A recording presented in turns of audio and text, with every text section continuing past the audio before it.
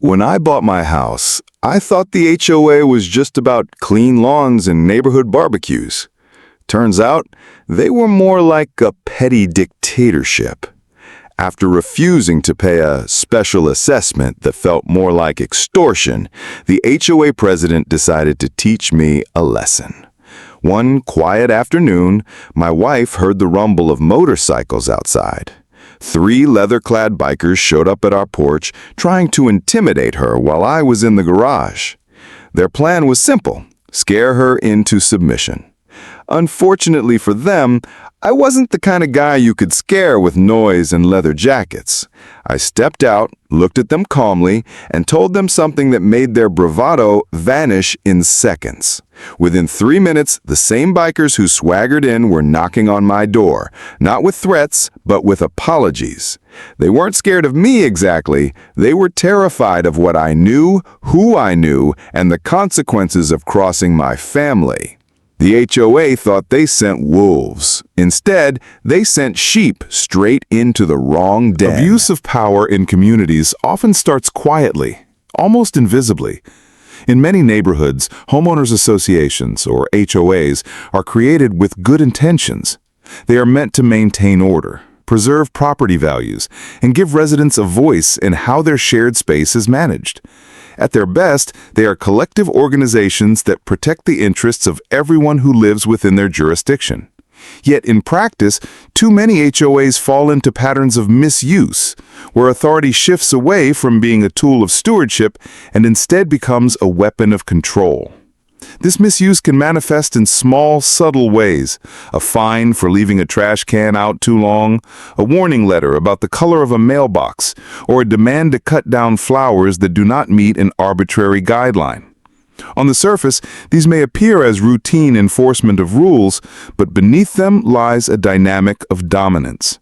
The problem arises when individuals in positions of leadership treat regulations not as guidelines for harmony, but as opportunities to exert power over their neighbors. What makes this abuse particularly insidious is that HOAs often operate with limited oversight. Unlike local governments, which are held accountable through elections, public forums, and transparency laws, many HOAs function more like private clubs with their own self-appointed enforcers. Meetings may be poorly attended, financial decisions may go unquestioned, and those who do question them can quickly become targets of scrutiny. This creates an environment ripe for personal vendettas, favoritism, and selective enforcement. A board member may overlook violations from friends while penalizing those who raise concerns. Fines can escalate into liens, and liens can lead to foreclosure, giving an HOA terrifying leverage over homeowners. For families who thought they were buying into a safe, supportive neighborhood, the reality of such unchecked power can be shocking. The psychological dimension of this abuse is also important. When power is wielded to intimidate, it creates a climate of fear. A resident may decide it is easier to comply with unreasonable demands than to risk retaliation. This compliance, however, feeds the cycle of abuse, reinforcing the authority of the HOA leadership and making it even harder for dissenting voices to be heard. In extreme cases, intimidation escalates beyond letters and fines, as the story of bikers being sent to scare a homeowner illustrates. When authority figures resort to threats, whether directly or through proxies, they cross a boundary from community leadership into coercion. At that point, the HOA is no longer functioning as a steward of shared values, but as a power structure more interested in dominance than cooperation. Educationally, this dynamic provides an important lesson about governance at every level. Power without accountability almost always trends toward abuse. It is not unique to HOAs. It can be seen in workplaces, schools, even governments. But in neighborhoods, the abuse feels personal because it affects people's homes, the most private and cherished parts of their lives. Homeowners need to understand not only their rights under state and local laws, but also the importance of collective participation. Too often, boards become dominated by a small group simply because others do not show up to vote or engage in decision-making. An engaged community is the best safeguard against abuse of power because transparency and accountability thrive when more eyes are watching. Education about bylaws, state HOA statutes, and avenues for legal recourse equips homeowners to recognize when authority is being misused and to respond effectively. Ultimately, the takeaway is that communities cannot be healthy when they are ruled by fear. True community leadership is about service, not control. It requires empathy, fairness, and respect for the dignity of every member. When residents see themselves as shareholders in a collective future rather than subjects of a small governing board, the balance of power shifts back toward cooperation. Abuse of power in communities should not be normalized, and recognizing its signs early can prevent escalation. In the end, whether it takes the form of a threatening letter, unfair fine, or even an intimidation tactic as extreme as sending bikers to someone's home, the lesson is the same. Authority must always be balanced by accountability, and communities thrive not when they are ruled, but when they are united. Strength is one of those qualities that people often misunderstand, largely because society teaches us to equate it with force, intimidation, or the ability to dominate others. Movies glorify the toughest fighters. Workplaces often reward the loudest voices, and in everyday life, people sometimes assume that the one who looks the scariest must be the strongest. This misunderstanding creates an illusion of strength that bullies and aggressors exploit. They dress themselves in symbols of power, loud engines, aggressive postures, flashy authority titles, or threatening language to convince others that resistance is futile. Yet if we peel back the surface, we quickly discover that this is not strength at all. It is simply theater designed to control perception. Real strength exists on a much deeper level, and it does not need to be announced or displayed. Consider the biker thugs sent to intimidate someone's wife. Their entire image was built on projecting menace, the roar of motorcycles, the leather jackets, the confident swagger. Everything about their approach was intended to make the target feel small, unsafe, and powerless.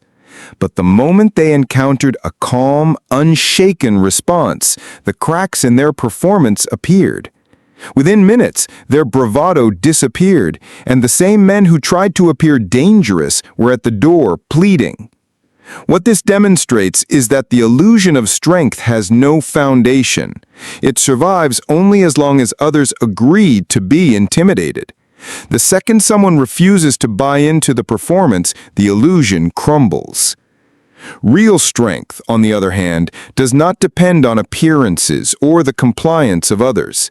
It comes from character, composure, and resilience. A person who possesses real strength does not need to raise their voice, flex their muscles, or display symbols of power.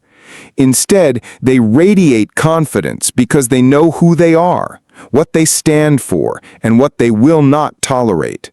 They have control over their emotions, which allows them to act strategically rather than react impulsively. They may be quiet in their demeanor, but that quiet is rooted in certainty. This kind of strength is unshakable, precisely because it does not rely on the fear of others. Educationally, this distinction matters because it teaches us how to evaluate leadership, conflict, and even our own responses to challenges. A manager at work who yells at employees may look strong in the moment, but their authority is built on fear and will collapse the moment someone challenges it or leaves. A parent who tries to control children through threats may gain temporary compliance, but they do not earn respect or trust. In communities, an HOA board that relies on intimidation to enforce rules may appear powerful, but as soon as residents unite and demand accountability, that authority weakens. The illusion of strength is always fragile because it cannot survive without the consent of those being controlled. Real strength, however, endures because it is based on integrity. A strong leader can admit mistakes, stand firm in the face of criticism, and treat others with respect without losing authority. A strong individual can remain calm while others shout, and their calmness becomes more powerful than any display of aggression. People recognize this authenticity and respond to it with genuine respect rather than fear-driven compliance. Psychologically, humans are wired to admire steadiness and courage. We may react to fear temporarily, but over time we gravitate toward those who embody reliability and principle. The lesson, then, is that strength is not about how loudly you can project your will onto others, but about how firmly you can stand in your values without wavering. The illusion of strength collapses under pressure, while real strength grows stronger when tested. Understanding this distinction empowers individuals to resist intimidation, to stop mistaking bluster for authority, and to recognize that the calmest person in the room is often the most powerful. The responsibility to protect family is one of the most fundamental duties any person carries, and it extends beyond the obvious realm of physical safety. Families need protection from emotional harm, psychological stress, financial exploitation, and social intimidation just as much as they need protection from physical threats. At the heart of this responsibility lies the idea of boundaries. Boundaries are the invisible lines we draw around our lives to define what is acceptable and what is not, what we will tolerate and what we will never allow. They are the defense systems of healthy homes, shielding loved ones from forces that might destabilize their well-being. When boundaries are violated, whether by hostile neighbors, overreaching authorities, or even acquaintances who do not respect limits, it is the duty of those in protective roles to respond with clarity and firmness. The story of bikers sent to intimidate a homeowner's spouse highlights just how serious the violation of boundaries can be. A home is supposed to be the most sacred and secure space a family has. It is the one place where people should feel untouchable, free from harassment and fear. When outsiders intrude with the intent to frighten, they are not merely causing discomfort, they are attacking the very sense of safety that keeps families stable. The emotional impact of such events lingers long after the immediate threat is gone. Fear can settle into the atmosphere of the household, creating anxiety, sleep disturbances, and even resentment. This is why protecting family is not a passive duty, but an active, ongoing commitment. It means setting boundaries clearly and defending them whenever they are tested. Education about boundaries teaches us that people who enforce them consistently are far less likely to face repeated violations. Those who bully or intimidate are looking for targets who seem vulnerable, uncertain, or unwilling to fight back. A firm boundary, expressed calmly and consistently, sends the message that intimidation will not succeed. This does not necessarily mean meeting aggression with aggression. In fact, the strongest boundary setting often comes from composure. When someone communicates a clear no, without fear or compromise, they demonstrate strength that discourages further attempts. Bullies thrive on weakness, but they rarely persist when faced with resilience. Protecting family also requires foresight. Too often, people wait until a crisis occurs before thinking about their boundaries. Yet prevention is just as important as reaction. Teaching children, for example, about what behavior is acceptable from others and what is not, helps them build strong personal boundaries for life. Establishing rules in a household about privacy, respect, and communication ensures that family members themselves treat each other with dignity. On the community level, knowing the limits of what organizations like HOAs or landlords can legally demand allows families to push back against overreach before it escalates. Education is protection, and informed families are stronger families. It is also important to recognize that protecting family is not only about fending off external threats, but about preserving internal peace. A family that feels defended experiences a deeper sense of trust and unity.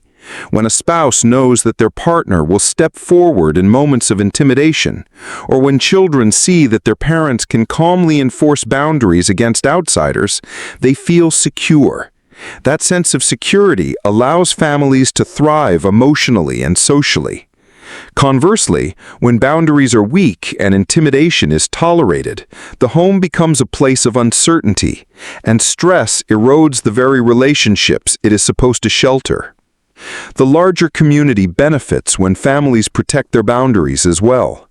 Our neighborhood, where residents refuse to tolerate intimidation, becomes a safer and more cooperative place for everyone. People feel emboldened when they see their neighbors standing up against overreach, and this collective strength deters future attempts at bullying.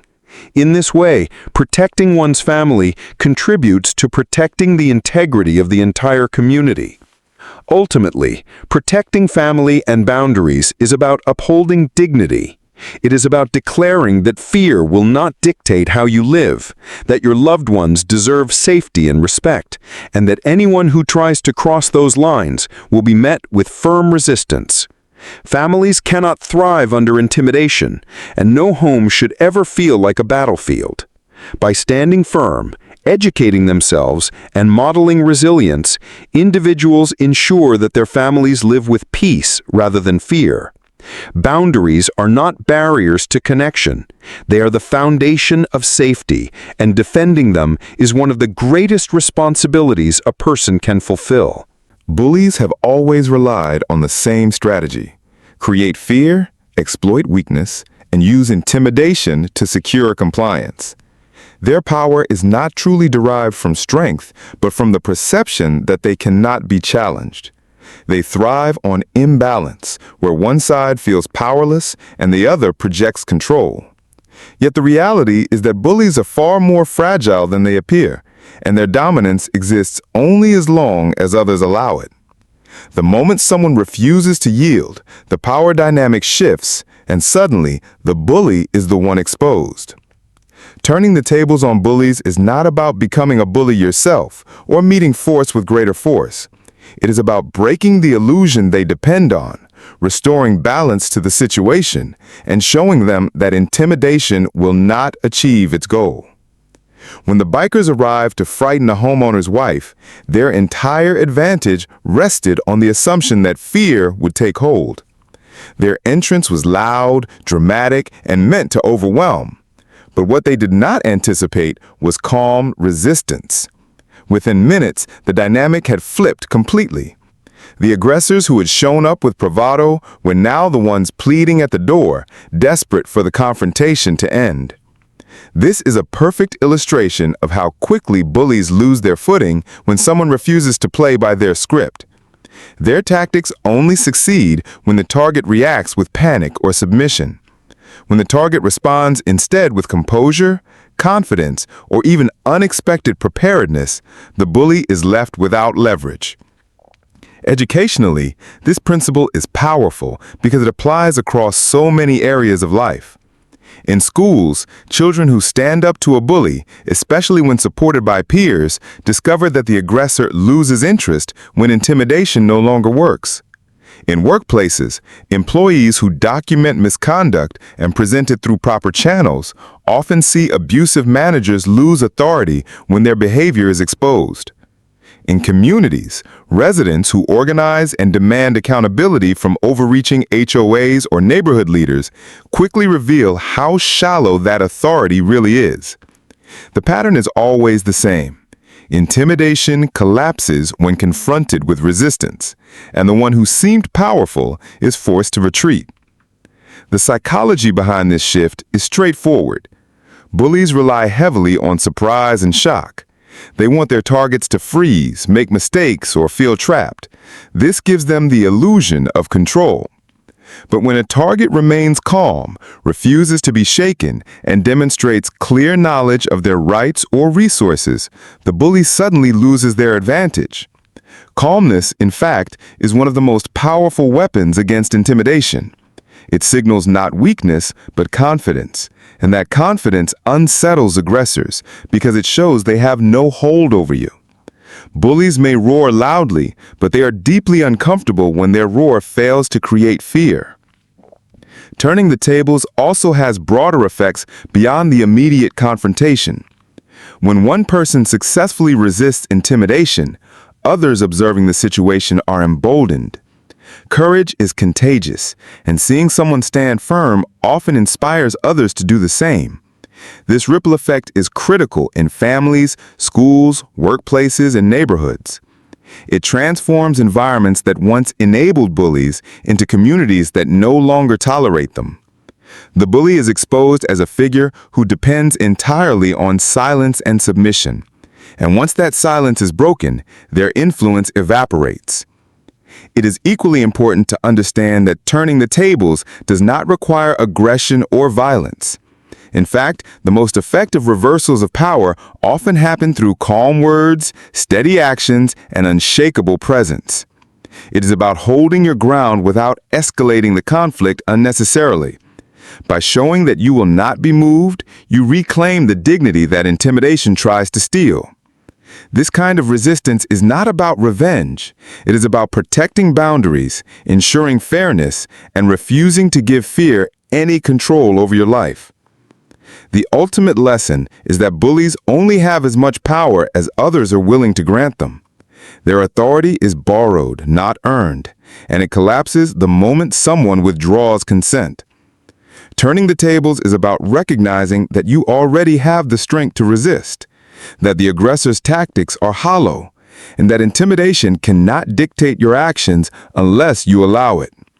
When composure meets aggression, confidence meets fear, and resilience meets bluster, the outcome is nearly always the bully backs down and balance is restored.